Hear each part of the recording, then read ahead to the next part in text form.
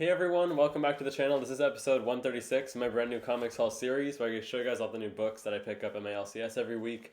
So good week of books this week actually. I've got 6 different issues in total here. Some big oversized one, but I've got 3 from Image and 3 from Marvel. Just like some really big releases this week though. Some new series that are coming out, some big conclusions and stuff. A lot of stuff I've been looking forward to for a while. Let me know what you're picking up this week down in the comments if there's any exciting stuff. But let's just get right into it here. With my first issue from Marvel, we'll start it off with this week. We've got Superior Spider-Man #1. So this is supposed to be, I think, a new ongoing series. We'll see how long it actually goes because the series that came before this one, just like the regular Spider-Man ongoing that Dan Slott was writing also, that was supposed to be ongoing. So not sure how long this one's going to end up lasting, but this is like the second actual Superior Spider-Man relaunch we've had since the original series ended. We had that like 12-issue series by Christos Gage that ran for a while. I was a fan of this one. This new one though, it looks like it's going to be more taking on a story where Doc Ock isn't necessarily going to fully be Spider-Man again, but he's more of like playing a villain role that's greatly involved in Peter Parker's life. Obviously, the original Superior Spider-Man story is that Doc Ock was able to take over Peter Parker's body and, transfuse his mind into that body and became the superior version of Spider-Man. These days, Doc Ock has come full circle and just become more of a villain again, which honestly isn't my favorite since he came so far and had so much character progression for him to go back like that. But this is set after the Superior Spider-Man Returns one-shot that we got like a month ago at this point, which was just going back to the original Superior Spider-Man history, giving us a story of this villain that was created back then, who's now popping up here, called Supernova. So yeah, Mark Bagley drawing this. It's the exact same creative team that's doing that other Spider-Man series that just ended. It looks like we got Spider-Boy action in this series also, so Dan Slott really trying to include all of his characters that he's recently created. The artwork is actually looking great in here. So big oversized first issue. I'm honestly really looking forward to this one. Look out for a review of it from me. I think I'll try to read this after I finish recording this and do a review of that one also. We've got a backup story here also. So looking forward to this one. Yeah, we'll see. Big fan of Superior Spider-Man. Hopefully Dan Slott can continue to do that character justice. Next up though from Marvel, we've got Immortal Thor, #4. Good Alex Ross cover there. So the third issue was a little bit weird in my opinion. Honestly slowed down the series a little. I don't know what kind of creative choice Al Ewing was doing by having such like a standalone issue in the middle of kind of a big story arc that he's supposed to be starting off on. But it is more of a creative series in a lot of ways, right? So it's kind of a follow-up to Immortal Hulk by name, not really by like genre. It's not a horror comic like Immortal Hulk was. And it's very much just like a classic Thor comic in a lot of ways. We've got like narration. He's speaking in his fancy tone more than he ever has been. And we know from Al Ewing books that he really goes into like character history and likes to, do callbacks to really old villains and stuff like that. But we've got this new character, Utgard Thor. It's like this demonic version of Thor in some sort of higher realm than him. So a lot of new mythology is being introduced here. It looks like we got Storm involved from the X-Men. And the artwork has been really consistent also. Martin Coccolo, one of the rising stars at Marvel, right? So, I'm liking it. We'll see where this goes. If you guys are picking this up, I'm actually curious to know your thoughts on it so far. I really like the first couple issues. I wasn't too sure about the third one with that like side quest he went on with Loki. It was kind of tied to the plot, but also pretty standalone. So we'll see how this is ongoing, though. I'm curious what the like long-term plan is for that one. Last one I got from Marvel this week, though, this is Uncanny Avengers #4. I just read #3 like yesterday. I've been getting caught up on all my issues. I've got a stack to get through. This is Fall of X tying into that. It's the Avengers Unity Squad, right? So it's the X-Men and the Avengers in a combined team that Captain America is leading. This has been a pretty central one to the Fall of X. There's a lot of important stuff going on here that you need to read. Probably leading into the actual end of the Krakoan era that we've gotten announced recently in the Fall of House of X and Fall of Powers of 10 series. I'm looking forward to getting those. I've come back into X-Men comics in general kind of blind since Fall of X started. I had taken a break for a long time since Jonathan Hickman left all of his titles. But I'm coming back on for this and whatever the transition to the next era is going to be. This one is written by Jerry Duggan. He kind of seems to be the main guy behind all of this in general. He's writing X-Men, right? So all the main tie-in issues are mainly stuff that Jerry Duggan is writing.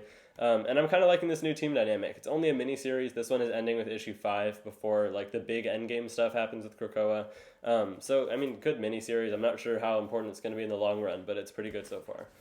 This next one is from Image Comics. This is a big release. So this is going to be, I think, a 9-issue miniseries. I got a variant cover for it that has this fancy like bouquet what do you call it, Christmas wreath cover. This is the Deviant #1 though, new James Tynion the fourth comic, with art by Joshua Hickson, who I've never heard of before. But here's that actual cover, right? This, as far as I know, is just like a Christmas themed comic that's also horror. I've heard a lot of people talking about how this is like the most actual horror infused James Tynion the fourth comic he's ever written, at least in the last few years. A lot of his stuff kind of has that tone, right? Like Department of Truth. World Tree is also definitely more horror themed, but I think this is just like a full on horror comic. So I'm looking forward to that. Really, really big first issue. I think this is like 40 pages. You pay $6 for it. Some gnarly looking artwork in here. I skipped a page there.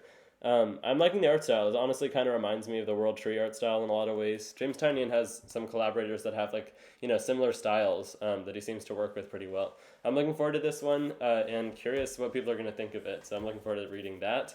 Next up, we've got another new issue #1 from Image Comics. It's been a while since we've had anything in this universe, but this is Geiger Ground Zero #1.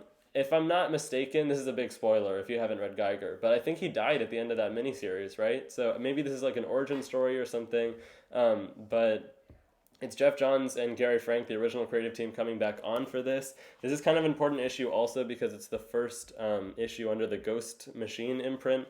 I need to find out more about that, but I know that it's a bunch of like A-list creators are coming together under Image Comics to maybe create a shared universe, or maybe it's just a new imprint. The idea is that it's a lot of people stepping off of roles from Marvel and DC and making their own stuff at Image, kind of like the original Image founders did. From what I'm seeing here, this looks like it is an origin story for Geiger, but I think I was also seeing that they're going to have a new ongoing series for him, maybe. So let's see what the plans are for Geiger, I guess, and for this whole unnamed universe in general. But yeah, I mean, it's been a long time since we've seen this character at all. The artwork is looking really cool in here, though, and this is just going to be a 2-issue series before we get a bunch of other stuff. I think there's there's a checklist in the back here for a bunch of new titles that are going to be coming out. They're doing a Ghost Machine one-shot, maybe, that's kind of kicking things off. I mean, I'll be here for it. I'll pick up some of those titles and see what's up. So looking forward to that. That's Geiger Ground Zero #1. The last issue I picked up from Image, though, this is a really big conclusion. This is like a double-sized issue. You pay double price for it. But it's Big Game, issue #5. So the Mark Miller verse, right? His whole universe is the first time there's been a crossover between all of his characters. And the story has actually been really interesting. I haven't even read that much of his stuff. I've only read 1 or 2 of his miniseries.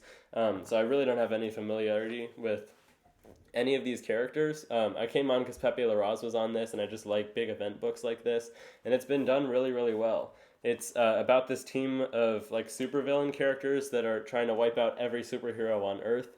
They've got like control of the government and basically the world, and they have secretly for a long time. So their initiative is just to take out all superheroes. They don't want there to be a new heroic age, and things have gotten out of hand with all the new characters that Mark Miller has introduced as heroes for a while. I'm trying not to show spoilers. I feel like there's some big stuff happening in this last issue.